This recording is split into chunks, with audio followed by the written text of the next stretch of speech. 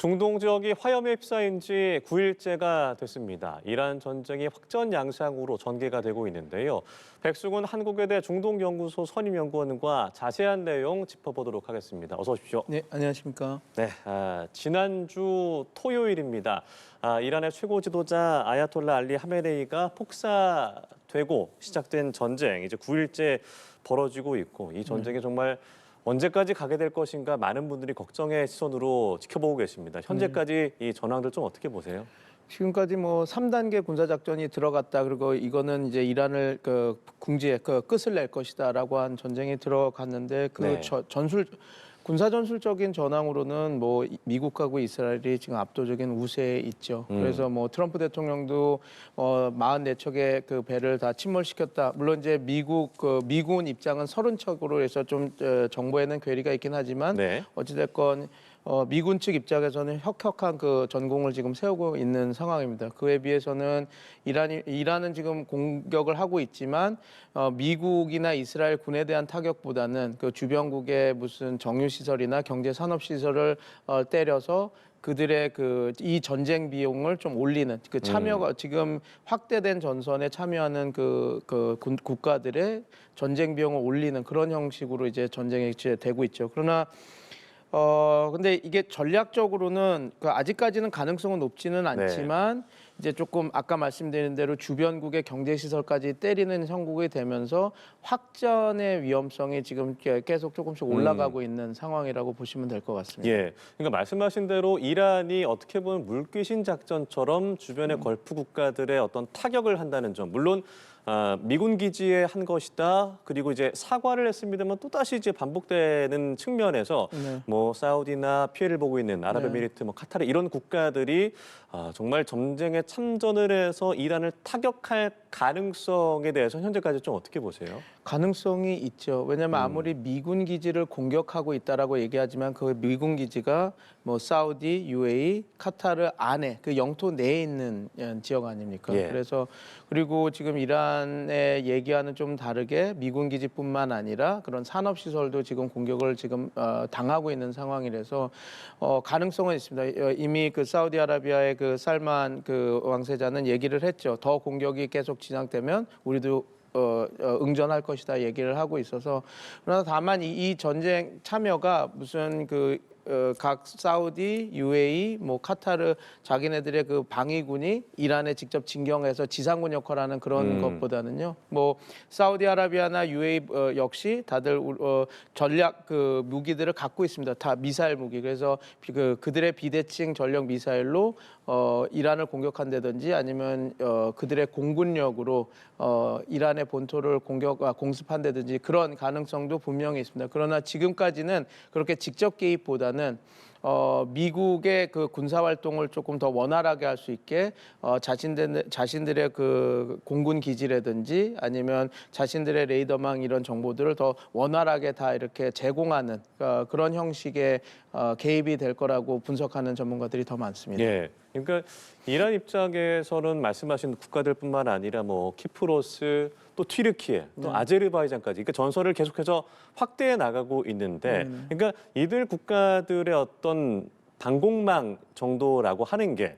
미군에 의존할 정도인 건가요? 아니면은 자체적으로도 그 방공이 충분히 가능한 상황인가요? 튀르키예 같은 경우는 나토에 같이 있는 국가고 나름 군사력이 있어서 자기만의 그 미사일 방어 시스템은 있습니다. 그러나 이제 주변 걸프국들은 보통 미국의 무기 체제에 의존하거든요. 그래서 사드, 페이트리어트 미사일 이런 거를 통해서 자기 방공망을 구축하는데 문제는 이겁니다. 그 페이트리어트 미사일 자체 그리고 사드 미사일 자체가 다 무한한 자원이 아니라 유한한 자원이거든요. 지금처럼 드론이나 탄도미사일 공격이 계속 직접적으로 올 때 무한정으로 그 요격탄이 지금 말씀드린 요격탄 미사일이 있는 것이 아니기 때문에 그럼 이 요격 미사일들을 받으려면 어찌됐건 미국의 방산업체에서 이렇게 받아야 되는데 지금 그런 입장 때문에 지금 걸프 국가들이 계속 미국에게 그 사드 미사일이나 그런 요격 미사일들을 좀 빨리 달라 이렇게 요청하고 있는 상황이죠. 근데 이게 단순히 비단 걸프 국가들 문제만뿐만 아닙니다. 지금 우크라이나 젤렌스키 대통령도 말했지만 우리는 드론이 있으니까 드론을 좀 미리 줄 테니 그 남은 페이트리어트 미사일 그 요격 미사일 있으면 달라. 왜냐하면 러시아에 공격하는 미사일을 또 미사일 방어 시스템을 또 여기도 우크라이나에도 미국에 의존하고 있거든요. 그래서 결국은 이 미사일 방어 체제가 미국 것이기 때문에 그 물량이나 공급 자체도 미국에 의존을 할 수밖에 없는 그런 상황이라고 보면 될 것 같습니다. 예, 어떻게 보면 지금 이제 이스라엘과 미국이 이란을 공격하는 형태가 미사일 혹은 뭐 포탄으로 이제 포격하고 타격하는 형태의 공격들이 계속 이어지고 있고 지상군 투입에 대해서는 현재까지 회의적이었습니다만 이제 오늘 나온 보도에 따르면 이란의 고농축 우라늄을 확보하기 위해서 특수부대가 진입할 가능성이 좀 거론이 되고 있습니다. 네. 그 이유가 뭐라고 보실까요? 이렇게 보시면 될 것 같습니다. 불과 2, 3일 전부터 이제 계속해서 지상군 파견이 할 것 같다. 그리고 미국이 준비를 하고 있다. 그리고 지상군 파견 병력이 뭐 해병대 그 원정대대, 그다음에 뭐 기갑사단, 그다음에 파리공수사단 이런 것들이 이제 이야기가 되고 있었거든요. 예. 근데 우리가 한 가지 좀 복귀할 만한 사실은 이런 이틀, 3일 전에도 언급된 이 부대들은 올해 주둔하고 그곳에서 유지하고 치안을 유지하고 그런 작전하는 부대가 아니었습니다. 보통 가면 단기적으로 제한된 그 군사 작전을 수행하는 부대들이었는데 그래서 이제 여러 가지 그 분석들이 나왔죠. 이것은 어떤 요인 암살이라든지 예. 아니면 어떤 지금 이스라엘과 미국이 지금 전쟁 명분으로 삼았던 이란이 지금 핵 무기 프로그램을 진행 중이었다라고 하고 있으니 지금 어떤 핵 무기 프로그램을 진행 중이었던 어떤 시설을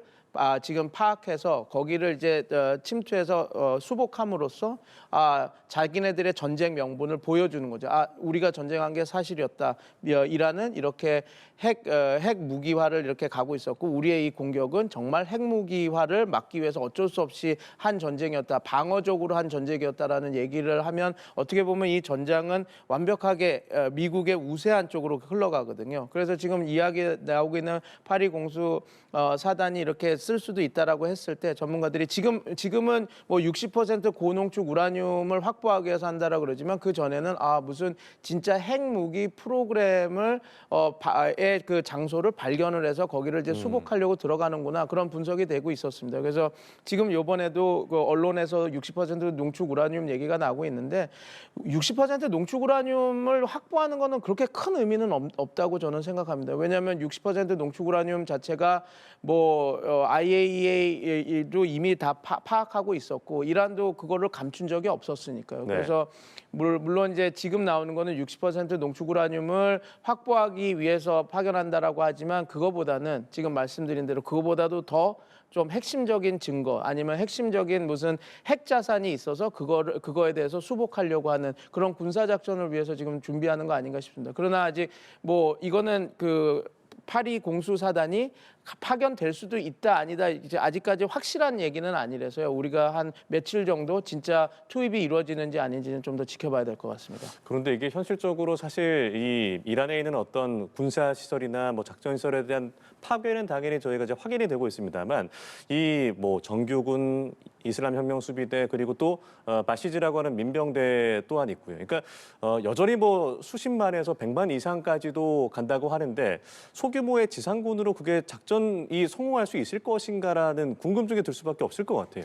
아마 그렇게 되면 지금 말씀드린 곳은 어떤 도시에 있는 시설들이 아니라 아마 그 산이라든지 아니면 떨어져 있는 어떤 지하 벙커에서 벌어질 일이 많습니다. 그러니까 핵 원료를 그 60% 이상 거의 90% 가까이 농축된 것들이 만약에 숨겨져 있다면 그 시설은 그 도심이 아니라 그 산이나 어디 지하 벙커일 가능성이 높거든요. 그렇게 된다면 일단은 압도적인 공군력으로 그 주위에 말씀하신 바시지나 혁명수비대가 접근 못하게 아니면 이 부대가 있다면 다 괴멸시켜 놓은 상태에서 파리 공수사단이 들어갈 것으로 보입니다. 그래서 뭐 당장은 어렵겠군요. 당장은 근데 지금 상황에서 공군력으로 많은 시설들을 시설들을 다 뭐 형용화 시켜놓은 상황이라서 지금도 만약에 그 주변을 다 이렇게 폭격을 했다면 가능한 상황이겠죠. 그런데 이제 말씀하신 대로 그 바시지나 이란 혁명 수비대는 한 20만, 바시지는 한 수백만 명이 되는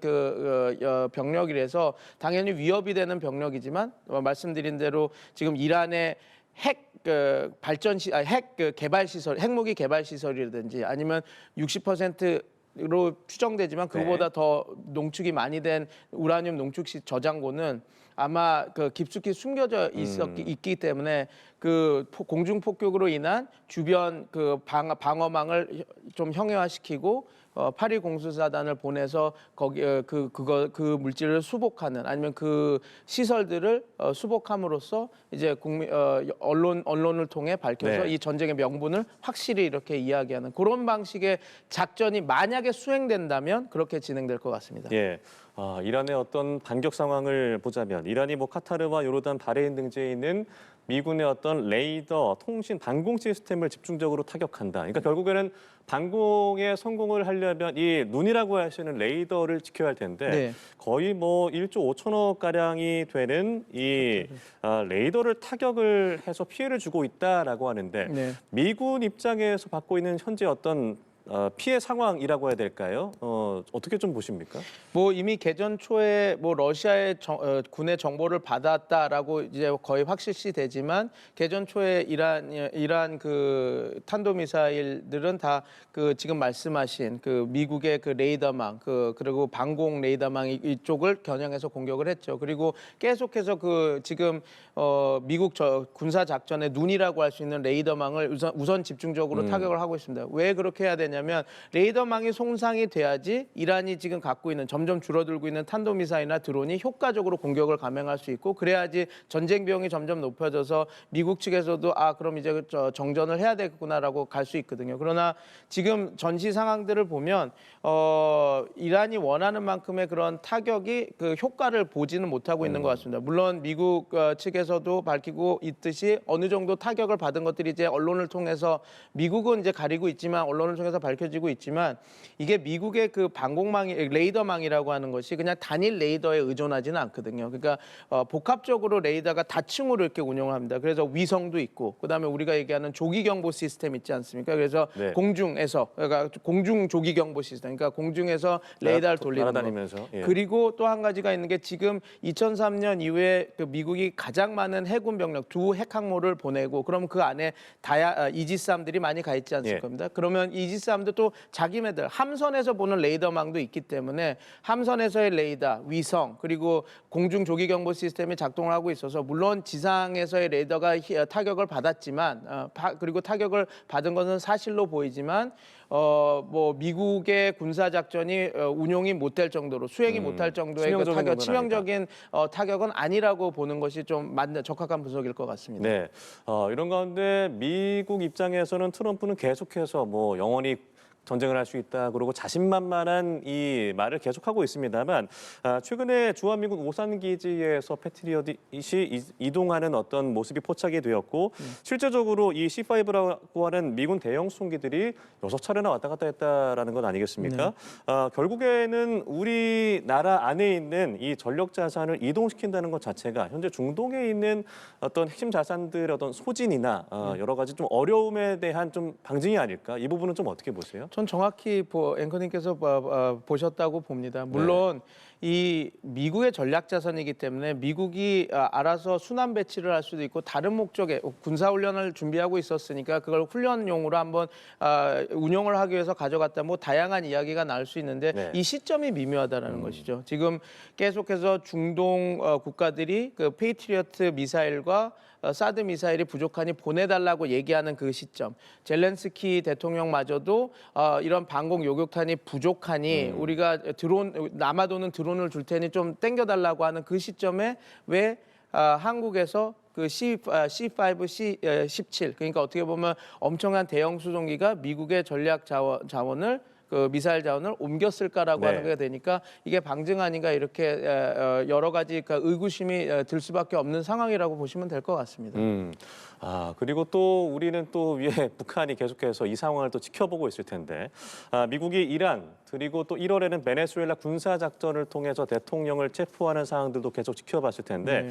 그렇게 된다면 김정은 입장에서는 이거 대화를 해야 되는 거 아니냐라는 어떤 전향적인 생각을 하게 될지 이 부분은 좀 어떻게 보십니까? 뭐 대화를 하려고는 할 겁니다. 대화를 통해서 트럼프 대통령은 어찌됐건 미국의 국익의 관점에서 어떤 제안을 하면 나름 호의적으로 대화를 하는 사람이니 어떤 이념적이거나 동맹 관점에서 북한과 대화를 하려고 하는 대통령보다는 조금 더 선호할 가능성이 높습니다. 왜냐하면 다른 이제 대통령들은 한미 동맹 그리고 일본과의 관계 때문에 북한 핵은 절대 용납할 수 없다라는 그거를 마지노선으로 놓고 대화를 하는 반면 예. 트럼프 대통령은 북한은 핵 보유국이다 아니면 뭐 핵을 좀 주더라도 나름 미국의 아메리카 퍼스트니까 미국 국익에 큰 뭔가를 주어줄 수 있으면 뭔가 협상을 이어갈 수 있는 그런 여지를 보여주는 리더이기 때문에 북한은 늘 우리 대한민국을 대할 때 하는 전략, 통미봉남, 미국은 통하지만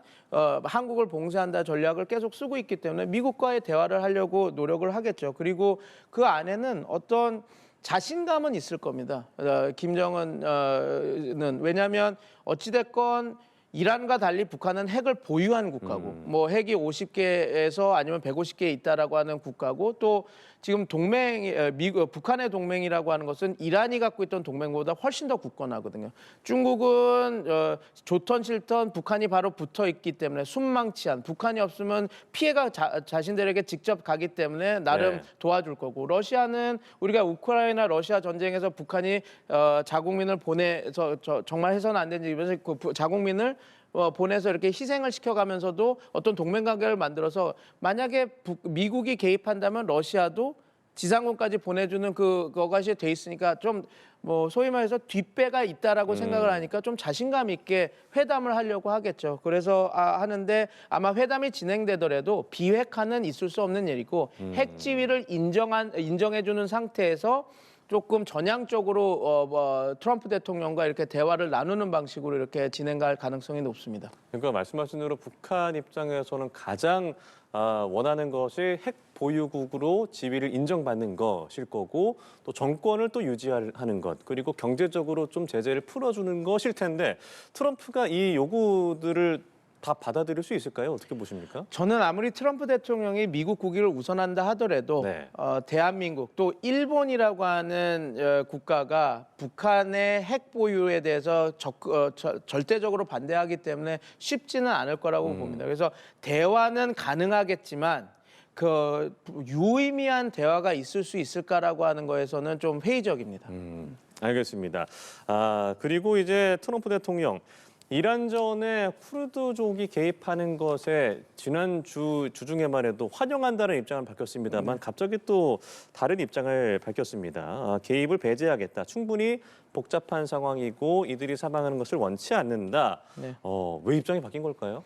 트럼프 대통령이 이제 파악을 했던 거겠죠. 그러니까 이제 쿠르드족을 이용해서 이란을 흔들게 하는 그 작전이 네. 물론 유익한 부분도 있지만 오히려 더 큰 불이익한 점이 많다. 비용이 더 올라간다라는 거를 이제 파악을 한 것 같습니다. 이미 근데 이것은 아마 중동 정치 그리고 국제 정세 특히 중동을 많이 바라봤던 그 전문가들은 쿠르드족을 이용해서 이런 식으로 지상전을 감행한다라는 것은 정말 해서는 안 되는 더 문제점을 많이 일으킨다라는 걸 다 알고 있었거든요. 근데 트럼프 대통령이 과연 그걸 다 이해하고 있었는지에 대해서 의구심이 있었는데 아마 지금은 다 이해했기 때문에 쿠르드족의 참여를 나는 해서는 안 됐구나 그런 파악이 확실히 쓴 것 같습니다. 그래서 이거를 금지했고 지금 쿠르드족이 만약에 진짜 이란 북서부에 위치한 쿠르드가 지상군으로 참전한다라고 한다면 이게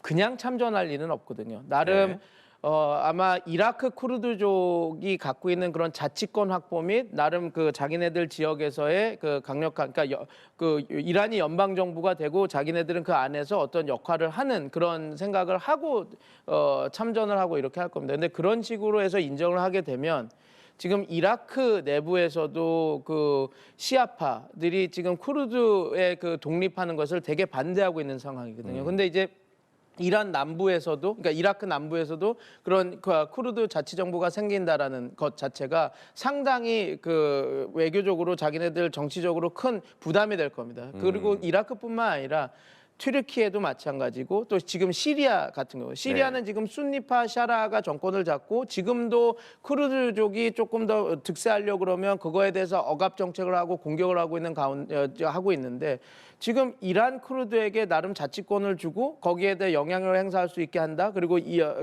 각 쿠르드족이 좀 연대할 수 있는 공간들을 만들어준다. 이게 어떻게 보면 정말 큰 미국 입장에서는 자기네들의 중동 정책에 있어서 좀 가까이 가야 될 이라크, 그다음에 투르키예, 그리고 지금 새로 정권을 잡은 샤라 정권과도 또 외교적으로 마찰이 생길 수 있는 부분이 있거든요. 그래서 이건 쉽지 않은 부분도 있고 또 역으로 이런 부분도 있습니다. 지금 이란이 정권이 지금 궁지에 몰린 상태인데 지금 민족 갈등을 일으켜서 내분을 일으켜서 뭔가 이란한테 이란 현 정권에 타격을 입힌다라고 하는 이것이 그냥 어떻게 보면 다 효과적일 것 같지만 오히려 역효과도 낼 수 있는 부분이 있습니다. 왜냐하면 이란 내부의 애국주의자들, 그러니까 민족주의자들 입장에서는 결집 물론 효과가 나는. 맞습니다. 현재 지금 정권에는 그 카메네이 정권과 신정 민주주의 체제를 마음에 들지 않았던 이런 세력들도 지금 다른 소수 민족들이 독립을 하려고 하고 그리고 그것이 외국에 의해서 자꾸 이 국가를 쪼개려고 하는 상황이 된다면 이란 내부에서 결집이 일어날 수도 있습니다. 그래서 다양한 그 계산 하에 트럼프 대통령이 물론 쿠르드를 이용해서 이란 내부에서 지상군 활동이 시작되면 현 정권을 크게 흔들 수는 있겠지만 오히려 그 반대 효과, 오히려 더 역효과가 날 수 있는 부분들이 많아서 쿠르드를 지원하고 쿠르드를 후원해서 지상전을 하겠다라고 하는 것은 좀 지금 상황에서는 접은 것으로 보입니다. 그런데 이게 지난해 어떤 과거에도 쿠르드가 이용됐다가 벌여지는 토사구팽 당했다라는 역사들은 저희가 알고 있는 건데 사실 트럼프가 먼저 이야기를 꺼내기 전에 쿠르드족 자체에서도 좀 움직임이 있기 때문에 이런 얘기가 나온 게 아닌가 싶은데 쿠르드족은 이게 좀 기회라고 보는 걸까요? 어떻게 보십니까? 당연히 기회라고 보겠죠. 그리고 앵커님 말씀하시기 전에 이미 12월, 1월 이란에서 그 시민 소요 사태가 민중봉기가 있을 때 그런 얘기가 많았습니다.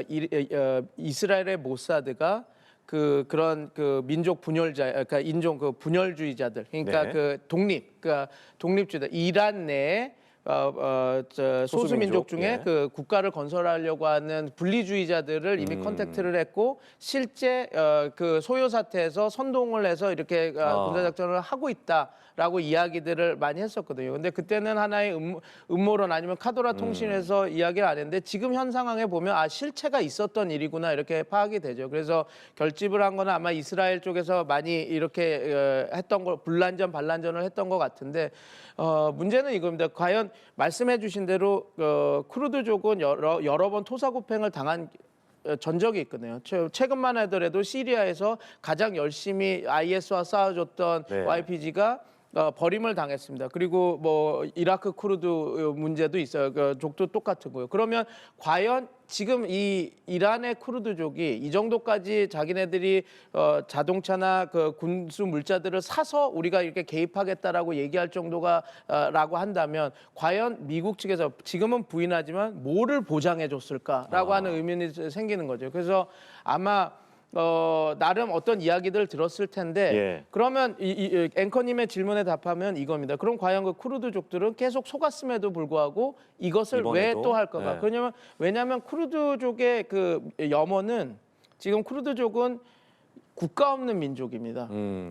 과거의 이스라엘처럼. 과거의 이스라엘처럼. 그러면 이들의 입장에서는 국가를 건설하는 게 궁극 목표고 국가를 건설하기 이전에 최소한 자치권을 갖는 것이 어느 일정 정도의 자치 권한을 갖는 게 부들의 꿈일 테니 이것이 소금물이라고 한다 한들 어찌됐건 이게 이런 기회가 많지 않으니까 이렇게 마실 수밖에 없는 그런 상황이라고 보시면 될 것 같습니다. 네, 알겠습니다. 이렇게 대내적으로 복잡한 이란의 상황.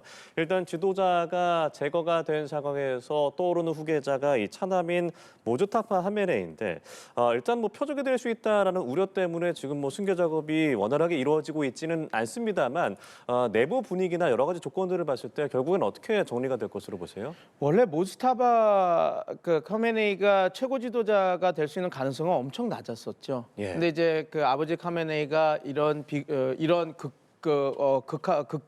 뭐라 그럴까요? 극적으로 이렇게 예. 그 사망을 하고 그 모스타바 카메네이의 부인과 자식들도 다 이제 몰살을 당한 상황이죠. 그래서 어떻게 보면 하나의 비극 영웅 서사, 그 시아파 신앙에서 있는 그 카르발라 참극 그리고 아슈라 축제가 이렇게 갖고 있는 비극적인 영웅 서사가 모스타바한테 간 겁니다. 그렇게 하고 또 하나가 있는 게 지금 어찌됐건 그 미국이 그 이란을 붕괴시키려고 오는 그 과정에서 예. 우리가 미국이 우리 카메네이라고 하는 지도자를 죽였지만 오히려 더 젊고 그 유지를 받들 수 있는 사람이 이렇게 지도자가 된다라고 해야지 지금 미국의 승리 담론이 많이 훼손이 되는 거거든요. 그리고 그런 분위기들 때문에 원래는 모스타바 호메이니가 이건 세습이기 때문에 네. 그 이란 혁명이 팔레비 왕조의 세습에 반대해서 했던 혁명이기 네. 때문에 이루어질 수 없는 승계였는데 지금 말씀드린 비극적 영웅 서사 플러스 그 미국의 억압에서 우리가 굴하지 않고 이렇게 계속 항전하겠다. 이런 식으로 정권 교체는 안 된다라고 하는 여론들이 이렇게 만들어지면서 모즈타바가 지금 가장 유력한 그 최고 지도자 후보라고 하는 이야기가 계속 나오고 있는 것이죠. 예, 알겠습니다. 지금 9일째 이어지고 있는 이란 전쟁 상황들 조금 더 장기전으로 갈 가능성이 좀 나오고 있는데요. 저희가 계속해서 지켜봐야겠군요. 지금까지 백승훈 한국외대 중동연구소 선임연구원과 자세한 이야기 나눠봤습니다. 고맙습니다. 감사합니다.